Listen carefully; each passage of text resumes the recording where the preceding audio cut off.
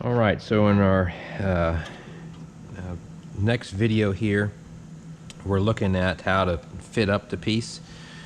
So I've treated the metal on both pieces, and I also used some weld-through primer to go in between the two pieces there. And basically we're just using these vice grips here to clamp it up. So take this one off. So this is kind of the tricky part up here. So you got to get it clamped in place, make sure this is fitting here correctly.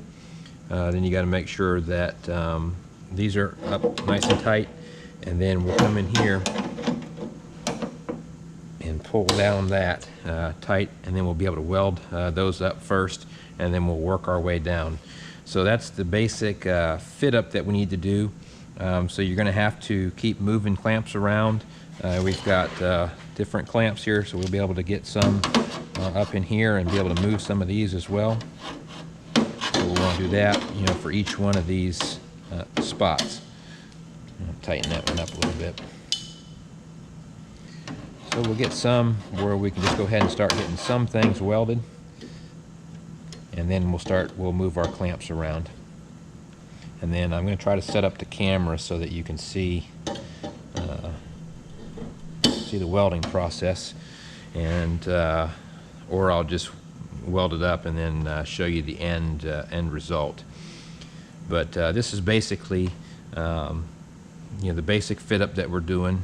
I corrected some of this with the dollies, so right in here it's kind of sticking up, so when we get to this point we'll have to clamp this down a little better, and that should pull that in place.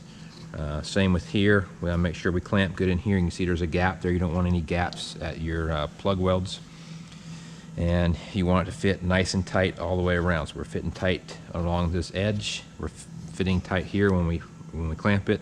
So we should be good. We got good clearance all the way through here, so that's not going to affect us any.